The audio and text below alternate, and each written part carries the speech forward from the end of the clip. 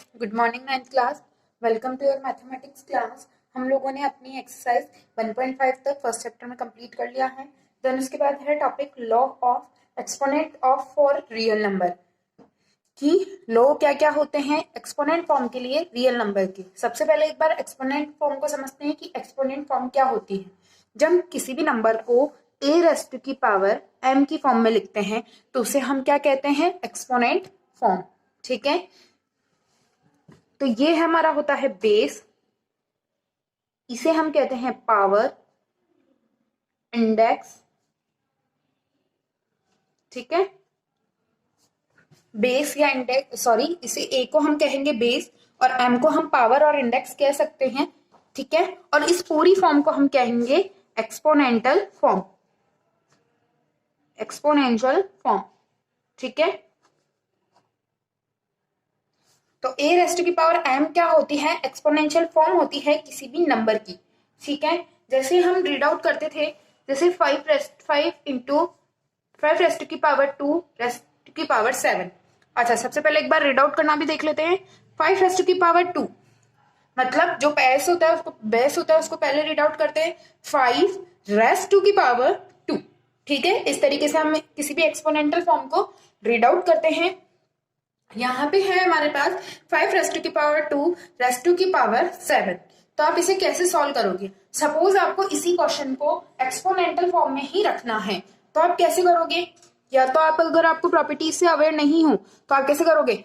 5 rest की power 2 means 5 into 5 25, और 25 rest की पावर 7, तो 25 रेस्ट की पावर 7 आप बार बार मल्टीप्लाई करोगे 25 को 7 टाइम्स तक, और फिर वापस इसकी एक्सपोनेंशियल फॉर्म बनाओगे। या फिर एक हमारे पास प्रॉपर्टी होती है ए रेस्ट की पावर एम रेस्ट की power n is equals to a raised की पावर एम एन। मीन्स कि अगर किसी भी पावर के ऊपर किसी भी बेस के ऊपर पावर है और उसके में होल में भी पावर है, तो वो दोनों पावर्स क्या हो जाती है, मल्टीप्लाई। तो यहाँ पे एम एन मल्टीप्लाई हो रहा है तो 2 इंटू 7 हो सकता है, तो इसे मैं लिख सकती हूँ 5 रेस्ट की पावर 2 इंटू 7, तो 5 रेस्ट की पावर 40। तो किसी भी प्रॉपर्टी से हम इजीली सॉल्व कर सकते हैं एक्सपोनेंशियल फॉर्म को। या तो आप इसे 25 को 7 टाइम मल्टीप्लाई करते और फिर उसे वापस एक्सपोनेंशियल फॉर्म में चेंज करते, या फिर हमने प्रॉपर्टी से बहुत इजीली से सॉल्व कर लिया। ठीक है, तो फर्स्ट प्रॉपर्टी है आपकी ए रेस्ट की पावर एम रेस्ट की power n is equals to a raised की पावर एम एन।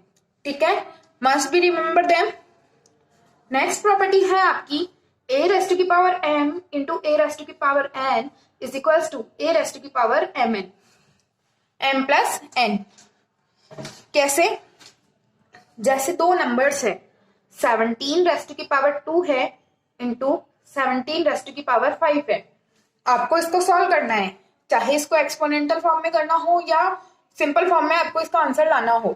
तो आप क्या करोगे, 17 रेस्ट की पावर 2 उसको मल्टीप्लाई करोगे पहले 17 इंटू 17, फिर 17 की पावर 5 टाइम निकालोगे, फिर उन्हें मल्टीप्लाई करोगे, तो कितना लंबा प्रोसेस हो जाएगा।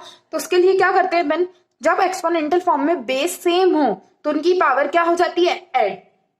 तो 17 रेस्ट की पावर, बेस तो सेम रहेगा, पावर्स ऐड हो जाएगी, तो 2 plus 5 that is equals to 17 raised की पावर 7। ये इसका आंसर होगा।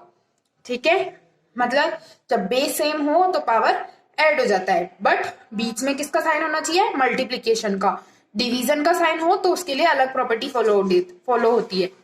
नेक्स्ट है डिवीजन की प्रॉपर्टी, देखते हैं।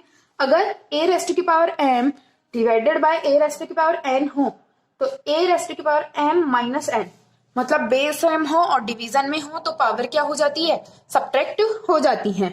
जैसे यहाँ पे 2 रेस्ट की पावर 6 डिवाइडेड बाय 2 रेस्ट की पावर 4 हो, तो आप इसे कैसे सॉल्व करोगे, बेस सेम है तो बेस सेम लिखोगे 2 6 minus 4 that is equals to 2 raised की पावर 6 माइनस 4 डेट इज 2। ठीक है, इस तरीके से आप, अगर ये फॉर्म चाहिए तो ये, अदरवाइज इसको 4 भी आप लिख सकते हो। नेक्स्ट प्रॉपर्टी है, अगर ए रेस्ट की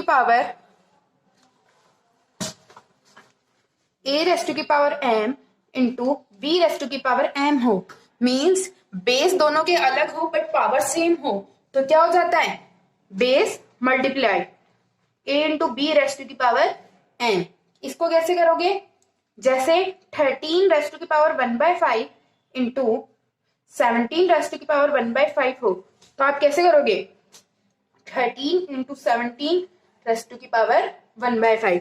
बेस डिफरेंट थे यहाँ पे तो मैंने बेस को मल्टीप्लाई कर लिया और पावर सेम थी तो फिर उसकी होल पावर पुटअप कर दी।